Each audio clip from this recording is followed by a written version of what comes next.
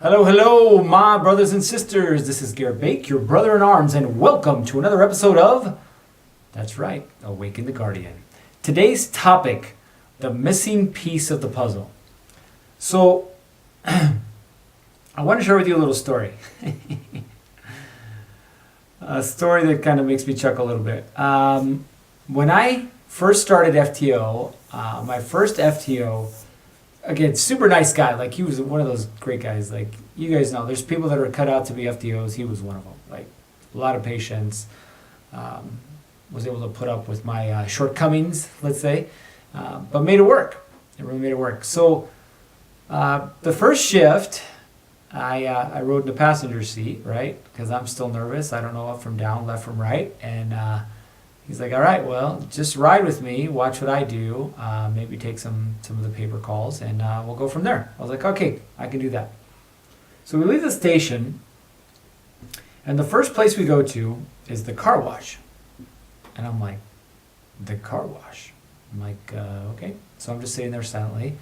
Go through the car wash, come out, gets a rag, he wipes down the mirrors and any water spots, and off we go. I'm like, okay.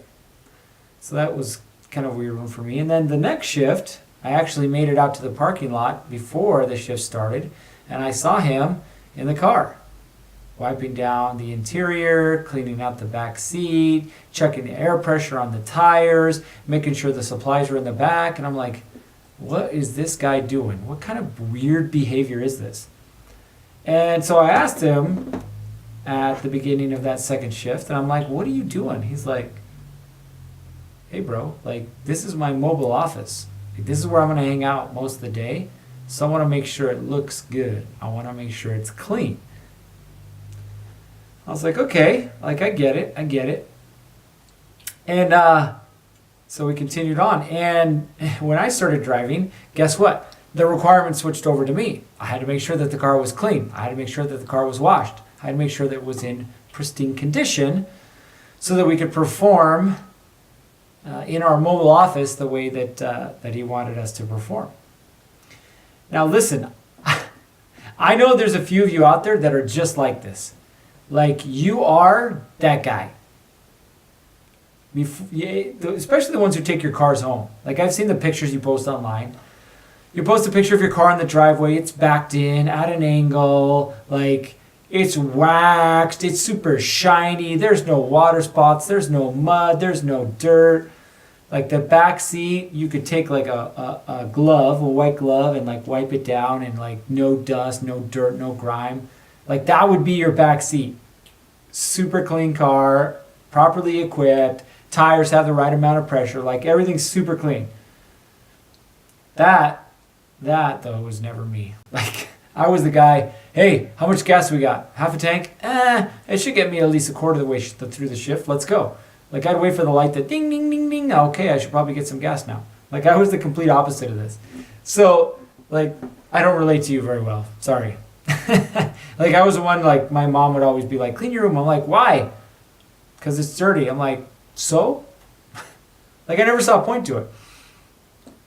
But I did start, after a while, I did start taking care of my vehicle. And I would take it through the car wash once a week. And when I worked undercover, I would do the same thing. There are some extra things that show up in the back of a UC car, like Gatorade bottles full of a yellowy substance. That's right, we piss in Gatorade bottles when you're on surveillance, because you can't call time out and go to the bathroom. But here's the deal. What ended up happening is I found this correlation between my patrol car and my house. Now stay with me here. Think about this. Most of us would rather spend an hour, 2 hours, whatever it is, getting our patrol car ready. Like, making sure we have all our gear together, making sure we have all the car's fully functioning, the oil's where it needs to be, like, everything's cool, there's no scratches, dings, dents, like, good to go so that we can perform on the job. Like, you make sure that if you need an accident form, you have 10. Or you need an information exchange form, you have 20. and you have your business cards and you have your stickers, like, and you've got your little mobile office like stocked and ready to go. There's nothing that anyone could ask you for that you wouldn't have. That's you. And that's me. Like, I would make sure I had all my tools. I would make sure that everything was loaded up in the car with flares and all of these things. I would make sure that I had them because I wanted to perform to the best of my abilities. But at the same time, my personal life was the complete opposite. Like, I would never take the time at the beginning of my quote-unquote shift to make sure that things were right, to restock, to make sure everything was clean. And I wondered why my personal life wasn't working. Think about this. What do you do at the beginning of every shift in police work? You have a briefing, some kind of briefing. Some of you it's once a week, most of you it's once a day. You get together with the guys. What happened last night? What happened last week? Who do we need to be looking out for? What special areas do we need to pay attention to? Like, and you talk about all these things that need to happen in order for you to be successful. Then you go out to your car, and again, you make sure that everything that you need for your job is out there. It's oiled, it's gassed up, it's clean, it's got all the supply. You make sure all these things are done. But at home, how much time are you actually spending making sure that things are ready? Making sure that you are actually prepared to battle. Think about that.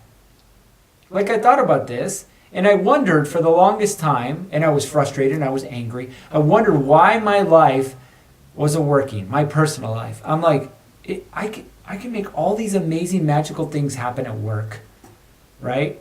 I can arrest all these bad guys. I can look like a rock star at work, and at home,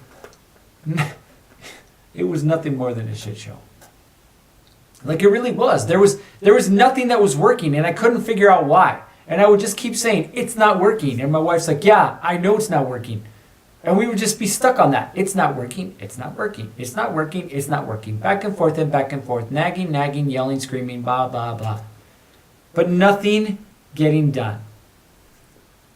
And so I had all the tools and the tactics and the techniques squared away and ready to go at work.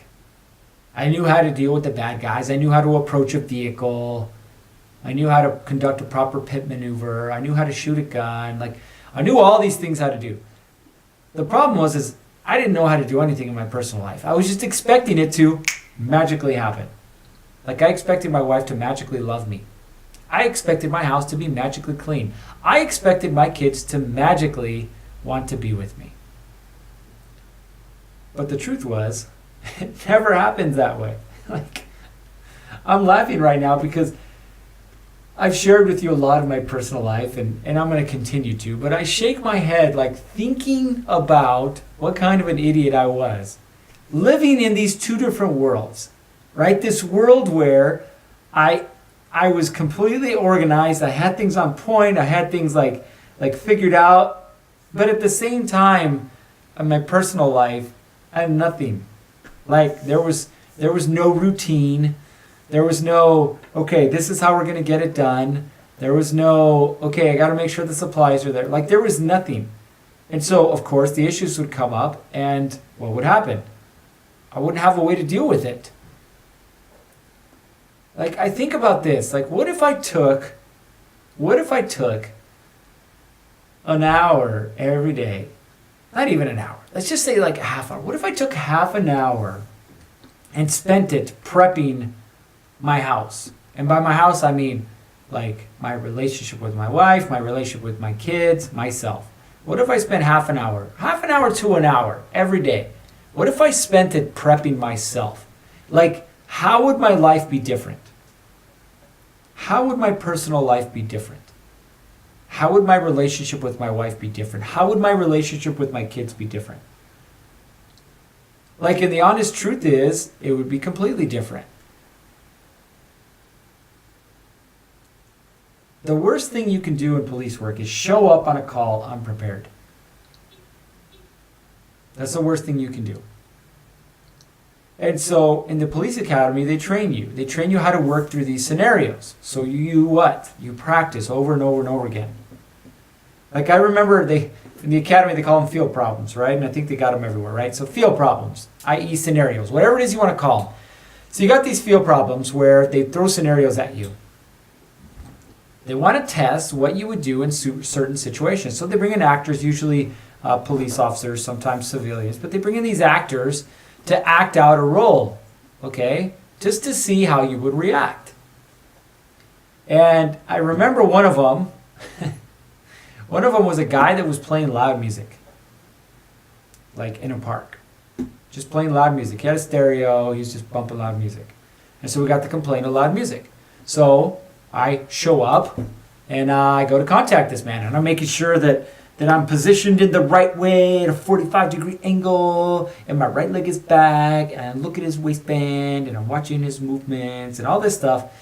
And I'm like, hey man, what's going on? And he looks at me, and he gives me the finger, and he just keeps listening to his music. I'm like, excuse me, sir? Excuse me. My name is Officer Bake, and I'm here to investigate why it is that you're playing your music so loud. And he continued to ignore me. And I'm like, sir, excuse me, sir. And he got up, and he took his stereo, and he started to walk away from me. And I'm like, well, what? Is he walking away from me? What? Wait. He's not doing that, is he? What? Hold on, wait. What? And like this big confusion cloud like settled on my noggin, on my brain. And so I start following him. Sir, excuse me, sir, I need to talk to you. Sir. Like, and I literally followed this guy about a quarter, or what seemed like a quarter mile down the road. Just, sir, I need you to turn down your music. Sir, I need you. Like, I sounded like a broken record. Because I kept doing the same thing over and over again, like expecting something to change, and it would never change. Like, he just kept walking away. So the issue was not that I was in the wrong place. The issue was not that I had the wrong tactics. The issue was I didn't know what to do in that scenario. Like, did I have a crime, yes or no? Yes. Okay. So then, do I take control of that situation? Yes. He doesn't want to listen to me, doesn't want to pay attention to me. All right, then I take additional actions until I gain compliance.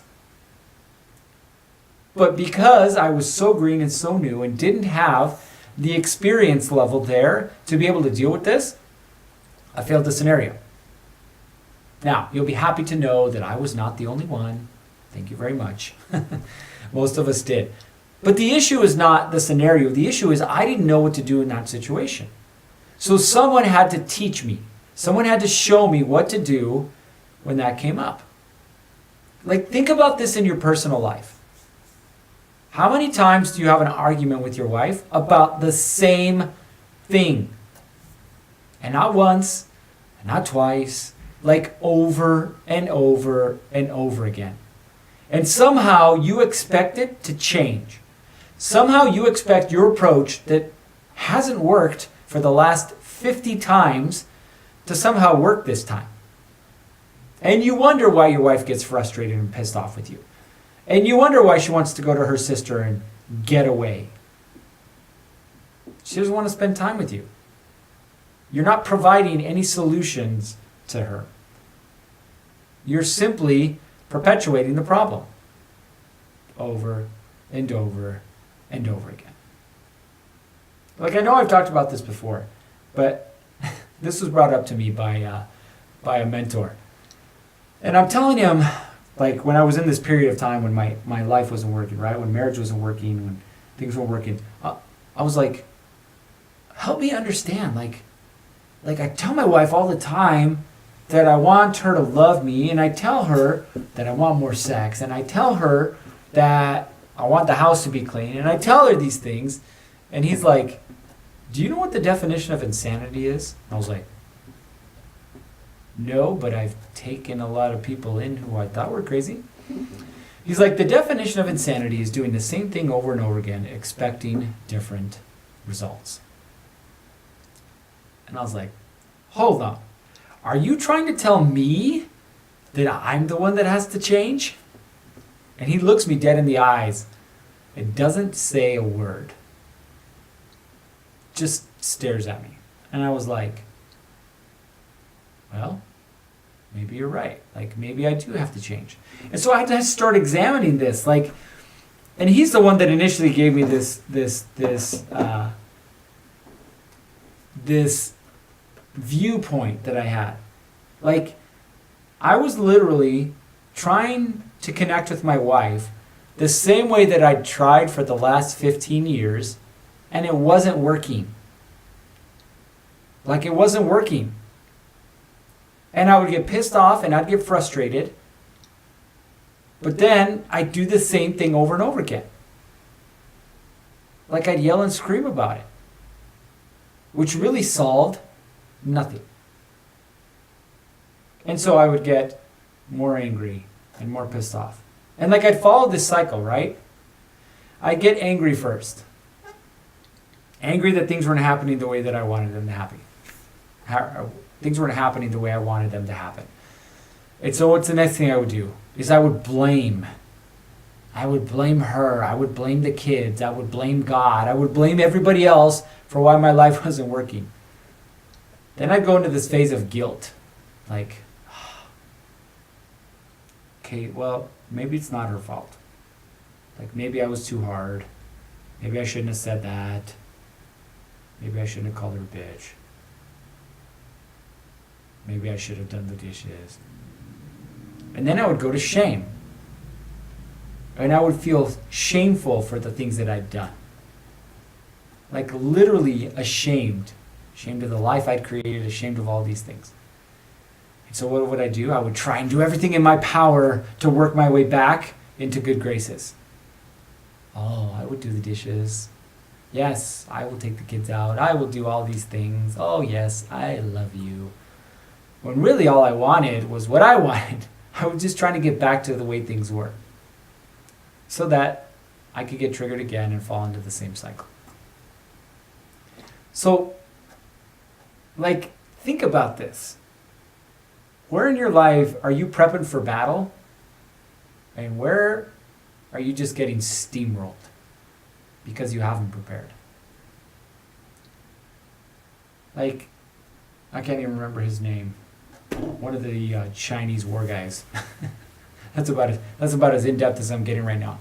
But it's an old Chinese saying, and again, I can't remember who said it, but it's better to be a warrior in a garden than a gardener in a war. And I used to think about this just in my profession, just in police work. It's better to be a warrior in a garden than a gardener in a war. Until I realized how much more it applied to my personal life. Until I realized that things weren't working because I was literally getting steamrolled. Not by my wife, not by my kids, not by myself, but by life, by these experiences. Because I hadn't prepared myself for them. Like, most police academies last how long? 5 months? And if you go through a community college program or something like that, it's like a 2-year program. So you have extended hours, right? Extended hours, let's call it behind the wheel. And so what this does is it teaches you how to deal with these situations. And not just react. Like, here's the cool thing about what police officers learn to do after a while. Reacting to a crime is one thing. Cool, you get dispatched. Cool, somebody throws a punch. Cool, this, cool. Like you're reacting to the things that are happening around you. But the really good cops, the elite cops, they learn how to act, how to anticipate. And a lot of it is based on what? It's based on their experience. Like, I remember a good friend of mine who shall remain nameless. He spent 18 years of his career working undercover. Best damn undercover detective I've ever seen, bar none. That guy could walk into any situation and immediately become best friends with the drug dealer, the gun runner, the guy stealing the stolen car. Like, it didn't matter. He was just able to create that connection. And I remember when I first started, I remember asking him, I'm like, how did you become so good at what you do? And he's like, hey bro, like, listen, you just got to go out and do it. Like, and eventually, you start to see patterns. You start to see what's behind it all. Sure, somebody's trying to sell guns, and sure, somebody's trying to sell drugs, and sure, somebody's trying to sell a stolen car. But really, what is it that's going on? And I was like, that doesn't make any sense. Why would he say that? Until I spent more time doing this. And finally, I was working undercover, and this is like year four of working undercover. Deal after deal after deal after deal after deal. I finally started to understand what it was that he was saying. Like, everything has a pattern. You may see it as random, you may see it as chaotic, but everything has a pattern. Even bad guys, even life. And so if you can start to anticipate the patterns that are happening around you, it becomes like The Matrix. You guys remember that movie, The Matrix, with Keanu Reeves? It's a crazy movie. I told my wife I want to watch it again. She rolled her eyes. But anyway, it's a crazy movie because what happens is suddenly he is not part of the Matrix. He is outside the Matrix. So he's seeing things happening and he's able to anticipate them. Anticipate them before they happen. Like, what would your police career be like if you could anticipate things before they happened? Oh, well, guess what? You already have that. Like, think about this. You guys have learned how to read body language. You know, think about this. You know before a guy's going to take off and run that he's going to run. Like, you sense it. You're like, dude's going to run. That's crazy. Or you're talking to him, you're like, he's lying. There's no way around it. He's lying. I know this. Or you're in a pursuit or something and you're like, I think I'm going to take this side road. I think he's going to head down this way. And sure enough, he heads down that way. Like, it comes with the experience. It comes with this practice, this over and over and over again, where you're able to start anticipating the actions. You're able to start anticipating the responses. You're able to start like you're outside the matrix. So imagine for a second if you could do this in your personal life. Like, what would that be like? I know, I'm blowing your mind right now. But think about this. There's so many correlations between police work and your personal life. So many, but we don't see them. We haven't been taught to see them. We haven't been taught to apply them to our personal life. Like, I get it. That was me for so many years. But like, once I figured out that I could take everything that I'd learned in police work and apply it to my personal life, it was game over. Because nobody had the skills that I did, the training that I did, to be able to apply it to my personal life. And guess what? You're in the same boat too. Yeah, I know I primarily talk to police officers, but I know there's a bunch of you on here that are not police officers. And I'm talking to you too. It doesn't matter what you do. You possess a certain skill level at work, as an entrepreneur, as a business owner. You possess a certain level of skills that make you elite at what you do. Cool. What if you started applying those in your personal life? How would things change? Like, think about this concept of situational awareness. Like, the whole concept of situational awareness is you know what's going on around you at all times. You know it. And so, you're able to anticipate things that are happening based on your experience. So, what if you took that to your relationship with your wife? Like, what would it be like if you know, based on past experience, that, hey, my wife right now is not in a good mood. And based on past experience, odds are this is why. So, I know if going down path A, i.e. complaining to her about her lack of doing anything, is not the path that's going to get me what I want. So, I have alternatives. What are my alternatives? I could take her out to dinner. I could buy her flowers. I could do the dishes. I could take the kids out for an hour or two. And now all of a sudden, you never reach that point where you actually fight because you anticipated the fight coming. And instead, you headed it off. You dealt with it before it even happened. Like, how would your life be different if you started playing that way? How would your life be different if you actually started listening to your body? Yep, that's right, your body. Like, I've avoided this for a long time, but I'm not going to avoid it anymore. There's too many of you police officers who are fat and overweight. There's too many of you who think that the dad bod serves you. Yes, I am talking to you. Like I've had conversation after conversation after conversation with police officers. And 80% of them complain about their weight. Yet do nothing about it. I'm trying, but I'm too tired. I don't have time to eat well. I don't. And so basically they're in a battle with their body that they're losing. And they keep getting steamrolled. And they think that another monster or another 5 hour or another bang or whatever you want to call it is somehow going to fix things. Like it's not. You can't quit reacting to your body. You have to anticipate. And it requires you to take huge, massive action. Huge, massive action. Like listen, there was a point, and I'll share the story with you, but there was a point where because of stress and anxiety in my life, I ended up having an anxiety attack in the police station. They literally carried me to the fire station next door, threw me on the floor, strapped me up to machines, put an IV in my arm. Like I literally thought I was dying. So they take me in, they run some tests, and they're like, well, you didn't have a heart attack, which is a good thing, and it was. But what you did have was an anxiety attack. I was like, an anxiety attack? And of course they explained it to me and related to my personal life. But the other thing that came out that they said was totally related to it, and that if I didn't change, it was not going to be good for me. The other thing that came out was they told me that I was pre-diabetic. They'd run my blood, they'd run some tests. They said, you're pre-diabetic. And I was like, what does that mean? They're like, basically, if you eat 2 more Snickers, you're going to be diabetic. I was like, what? Like that's the inability to regulate the sugar in your blood. That's what diabetic is. Mind you, at the time, I was 5'10", 180 pounds, running marathons, and yet I was pre-diabetic. Because what I was doing was I was reacting to my body.